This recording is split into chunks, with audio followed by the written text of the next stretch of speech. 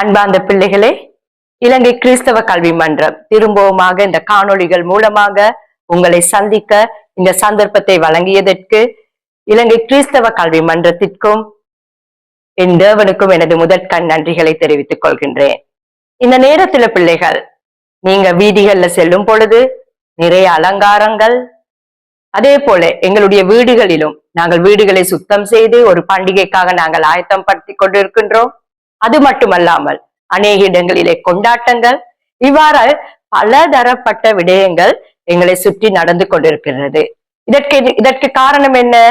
அவங்க எல்லாருக்கும் தெரியும் பிள்ளைகள், நாங்கள் ஒரு விசேஷித்த பண்டிகையை நாங்கள் கொண்டாட போகின்றோம். அதற்காகத்தான் இத்தனை ஆயத்தங்கள் நடைபெற்று கொண்டிருக்கின்றது. இந்த பண்டிகையின் போது நாங்கள் சில காரியங்களை கற்றுக்கொள்ள வேண்டும், சில காரியங்களை தியானிக்க வேண்டும் என்பது தேவனுடைய விருப்பமாக காணப்படுகின்றது.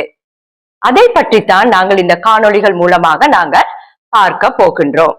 நீங்க இந்த இடத்துல பாத்தீங்கன்னு சொன்னா பிள்ளைகள், உங்களுக்கு ஒரு சொல் தெரிகின்றது. அது என்ன சொல்? இந்த இடத்துல எழுதி இருக்கு, அட்வென்ட்னு சொல்லி எழுதி இருக்கிறது. இந்த அட்வென்ட்னு சொன்னா பிள்ளைகள் என்னென்றால் திருவருகை, திருவருகையின் காலம் என்று சொல்லலாம். நாங்கள் கிறிஸ்தவர்களாகிய நாங்கள் அனைவருமே திருவருகையின் காலத்திற்குள்ளாக காலடி எடுத்து வைத்திருக்கின்றோம். பலருடைய எதிர்பார்ப்பின் காலமாகவும் மறுமலர்ச்சியின் காலமாகவும் விளங்குகின்றது.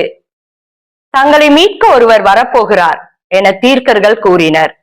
ஏசாயா 7ஆம் அதிகாரம் 14ஆம் வசனத்துல நாங்கள் பார்க்கும் பொழுது, ஆதலால் ஆண்டவர் தாமே உங்களுக்கு ஒரு அடையாளத்தை அருளுவார். இதோ கருவுற்றிருக்கும் அந்த இளம் பெண் ஒரு ஆண் மகனை பெற்றெடுப்பார். அக்குழந்தைக்கு இம்மானுவேல் என்று பெயரிடுவார். இதை நாங்கள் 2000 வருடங்களுக்கு முன்பதாக ஏசாயா தீர்க்க இவ்வாறாக எழுதியிருந்தார். அந்நேரத்திலே மக்கள் தங்களை மீட்க ஒருவர் வரப்போகிறார் என்று ஆவலோடு காத்திருந்தனர். அந்த காலத்தை தான் நாங்கள் சொல்லுகிறோம் திருவருகையின் காலம் என்று. அதற்கு பின்பதாக உங்களுக்கு தெரியும், இயேசு இந்த உலகத்திலே பாலகனாக பிறந்தது எங்கள் அனைவருக்குமே தெரிந்த ஒரு விடயம். அதைத்தான் நாங்கள் எதிர்வரும் 25ஆம் தேதி நாங்கள் கொண்டாட போகின்றோம். இந்த பண்டிகையின் பொழுது, இந்த பிறப்பின் ஊடாக நாங்கள் பார்க்கும் பொழுது, இப்பொழுதும் நாங்கள் இயேசு எங்களுடைய மத்தியில் பிறந்து விட்டார். ஆனால் அவருடைய 2ஆம் வருகைக்காக நாங்கள் அனைவரும் ஆயத்தமாக காத்திருக்க வேண்டும். அந்த 2ஆம் திருவருகை கட்டாயமாக இந்த உலகத்தில் நடக்க போகின்றது. இதை எங்களுக்கு தீர்க்கர்கள் முன்னறிவித்திருக்கிறார்கள். எனவே இந்த 2ஆம் வருகையின் போது இயேசு பாலகனாக இருக்கும் பொழுது எவ்வாறு மக்கள் எதிர்பார்ப்போடு காத்திருந்தனரோ, அதே போல இந்த 2ஆம் வருகைக்காக நாங்கள் அனைவரும் காத்திருக்க வேண்டும்.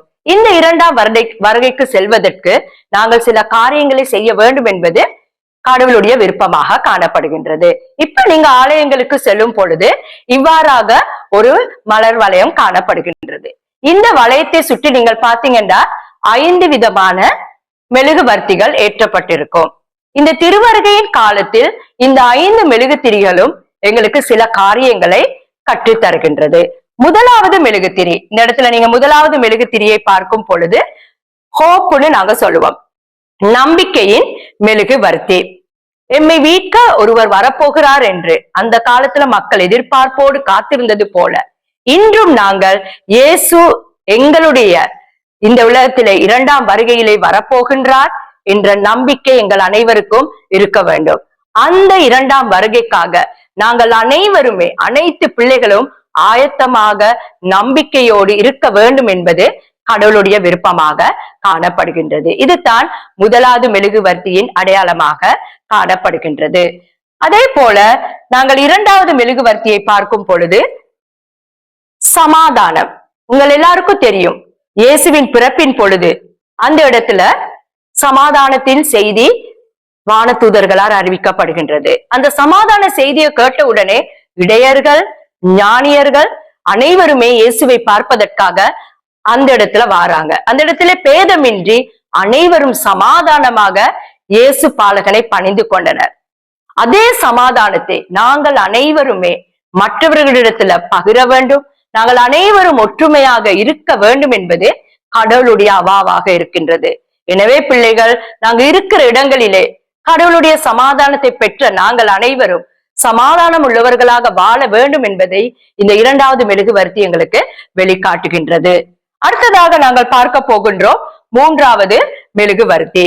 மூன்றாவது மெழுகுவர்த்தி எங்களுக்கு காண்பிக்கின்றது ஜாய், சந்தோஷம். இயேசுவின் பிறப்பு உங்க எல்லாருக்கும் தெரியும். அனைவருக்குமே ஒரு மகிழ்ச்சியான பிறப்பு. எல்லாருமே அந்த இடத்துல மகிழ்ந்தாங்க, எங்களை மீட்க ஒரு இரட்சகர் பிறந்து விட்டார் என்று. அந்த மகிழ்ச்சி இன்றும் எங்கள் மத்தியிலே இருக்க வேண்டும். இயேசு எங்களை பாவத்திலிருந்து விடுதலையாக்கி விட்டார். நாங்கள் அனைவரும் இரண்டாம் வருகைக்காக நாங்கள் ஆயத்தமாகி கொண்டிருக்கின்றோம். பாவத்தில் இல்லாமல், பாவத்தில் இருந்து நாங்கள் விலகின பிள்ளைகளாக நாங்கள் வாழ்கின்றோம் என்ற மகிழ்ச்சியை நாங்கள் பெற்று அந்த மகிழ்ச்சியை நாங்கள் மற்றவர்களுக்கு கொடுக்க வேண்டும் என்பது கடவுளுடைய விருப்பமாக காணப்படுகின்றது. இதைத்தான் பிள்ளைகள் இந்த மூன்றாவது மெழுகுவர்த்தி எங்களுக்கு காட்டுகின்றது.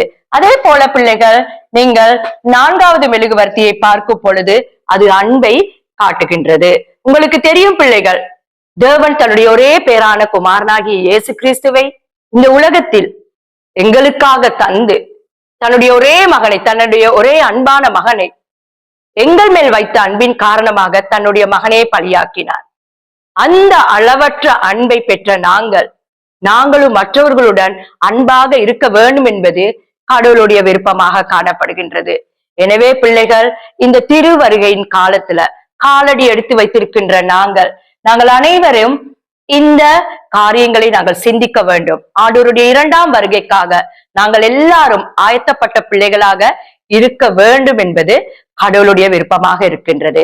எனவே பிள்ளைகள், நாங்கள் இந்த 4 மெழுகுவர்த்திகளின் அடையாளங்களை நாங்கள் ஒரு கணம் பார்த்துவிட்டு நாங்கள் என்ன செய்வோம், நாங்கள் ஜெபத்திற்கு கடந்து செல்வோம். முதலாவது, உங்களுக்கு தெரியும், எங்களிடத்துல கடவுள் எங்களை திரும்பவுமாக நியாயம் தீர்க்க இரண்டாவது வருகை இருக்கும் என்கின்ற நம்பிக்கை எங்களிடத்துல இருக்க வேண்டும். அடுத்தது பிள்ளைகள், எங்களிடத்துல சமாதானம், நாங்கள் எந்த இடத்தில் இருந்தாலும் சமாதானம் உள்ள பிள்ளைகளாக இருக்க வேண்டும். அடுத்தது பிள்ளைகள், நாங்கள் மகிழ்ச்சியின் பிள்ளைகளாக, மகிழ்ச்சியின் செய்தியை, நற்செய்தியை மற்றவர்களுக்கு பரப்புகிற பிள்ளைகளாக வாழ வேண்டும். கடவுள் எங்கள் மேல் காட்டின அந்த அன்பை பெற்ற நாங்கள் மற்றவர்களிடம் அன்பாக இருக்க வேண்டும் என்பதை இந்த இடத்துல இயேசு எங்களிடத்துல எதிர்பார்க்கிறார் பிள்ளைகள். எனவே நாங்கள் எல்லாருமே இந்த திருவருகையின் காலத்துல இவை அனைத்தையும் மனதில் கொண்டு எங்களுடைய கிறிஸ்துமஸ் பண்டிகையை நாங்கள் மகிழ்ச்சியாக கொண்டாட ஆயத்தமாகும்.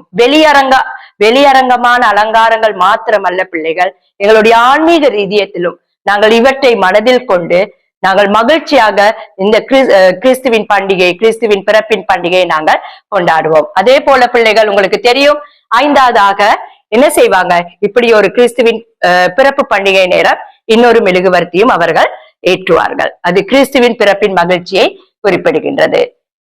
நாங்கள் ஜெபம் செய்வோம் பிள்ளைகள். அன்பின் ஆண்டவரே, இந்த நல்ல நாளுக்காக நன்றி அப்பா. ஆண்டவரே கர்த்தாவே, நாங்கள் திருவருகையின் காலத்தில் காலடி எடுத்து வைத்திருக்கின்றோம். ஆண்டவரே, இந்த காலத்திலே நாங்கள் பின்பற்ற வேண்டிய காரியங்களை நீர் எங்களுக்கு நினைவுபடுத்தி தந்தீர், அதற்காக நன்றி. உம்முடைய திருவருகையின் இரண்டாம் வருகையிலே நாங்கள் எடுத்துக்கொள்ளப்பட்ட பிள்ளைகளாக வாழ நீரே எங்களை மாற்றியறலும். ஆண்டவரே சுவாமி, பிசாசானன் வைத்திருக்கிற எல்லா தந்திரங்களில் இருந்தும் எங்களை விலக்கி ரட்சித்து உம்முடைய இரண்டாம் வருகைக்கு நாங்கள் ஆயத்தமாகி நல்ல பிள்ளைகளாக வாழ நீரே எங்களுக்கு உதவி செய்ய வேண்டும் என்று இயேசுவின் மூலமாக கேட்கிறேன் நல்ல பிதாவே, ஆமேன்.